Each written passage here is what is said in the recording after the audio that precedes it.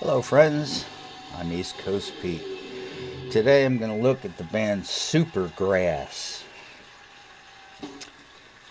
They're an English rock band from Oxford, beginning in 1993.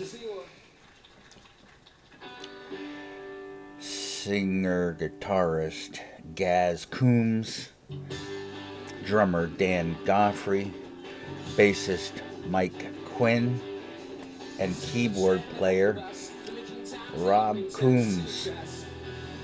Their first LP for Parlophone was I Should Coco in '95. This was the first #1 debut album for a Parlophone record since Please Please Me in the early '60s by the You-Know-Who's. The single All Right was a blockbuster worldwide and put Supergrass on the map. There were 5 more LPs for Parlophone, but they signed with Cooking Vinyl to work on their next record, Please Release the Drones. It is unfinished and unreleased, and as of 2010, the band broke up due to creative differences. You hear that a lot. But in 2019, they reformed, probably due to creative sameness, maybe. Initially, their reunion was just to play at the Pilton party, and then a secret gig at Oslo in the Hackney, London. Prior to Supergrass in 1990, they began as a shoegaze band called the Jennifers. They built a reputation in the Oxford indie scene. They were influenced by the Kinks, the Who, and the Charlatans. They recorded a single, Just Got Back Today, on Nude Records, and today it's a collector's item. Regardless, the Jens broke up in '92. 2 Jennifers stayed to form Theodore Supergrass, but then shortened the name to Supergrass. Don't worry, I got more.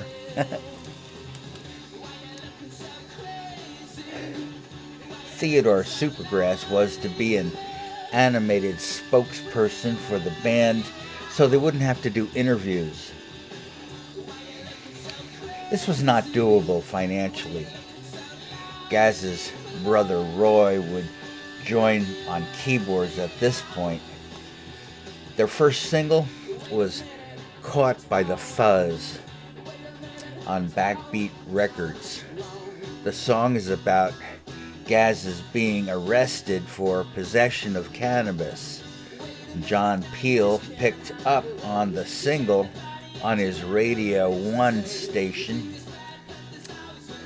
I Should Coco went in '95. It entered the UK album chart at #1.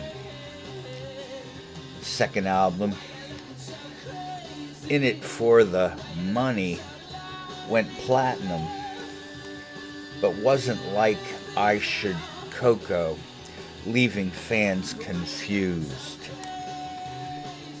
There was a Jim Henson designed promo for the 1999 single Pumping on Your Stereo, with the band depicted as Muppets.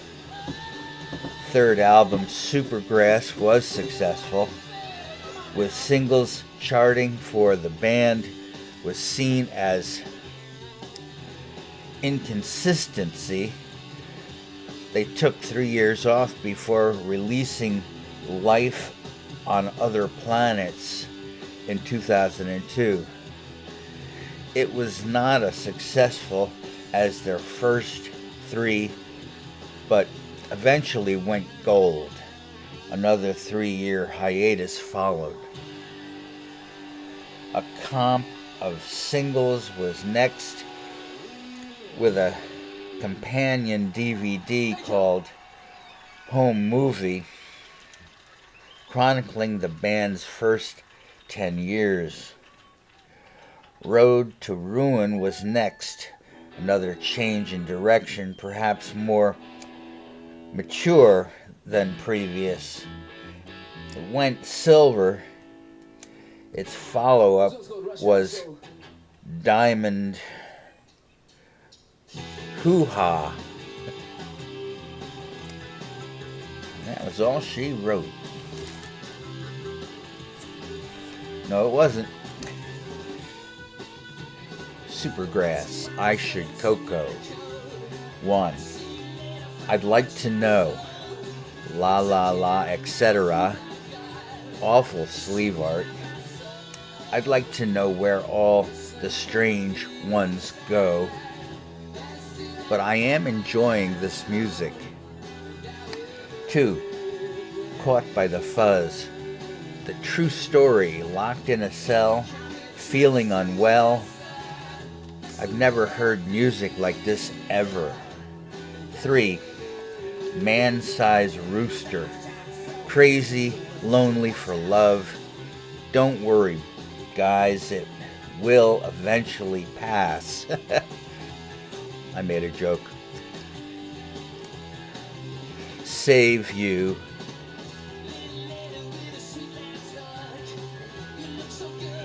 Number 4, All Right. Everyone's heard this.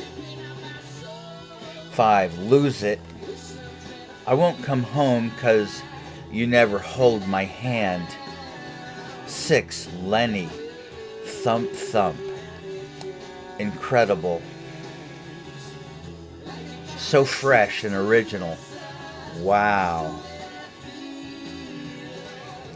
So I bet David Bowie liked these guys. 7, Strange Ones. More. A reprise with a proggy middle 8. But these guys are just competent rockers, as good as anyone. 8, Sitting Up Straight. A piano intro is cool and odd, and then a send-up. 9, She's So Loose. Hypnotically good. And what is that chord? These guys exceed the Buzzcocks. That's a holy wow. 10, We're Not Supposed To. Davy Jones' oddball little brother. This would work on H&R Puffin stuff, if you know what that was. 11, Time. It's a shuffle. 12, Sofa of My Lethargy. These are the descendants of everyone who ever had fun in the 60s. They are untouched by sadness. 13, Time to Go. They are thanking us, but we need to thank them. This is what I've been looking for my whole life. So, I thoroughly recommend finding and listening to every scrap of music Supergrass has ever touched. It is genius. I'm not bullshitting, Freddie. God, every note is perfect.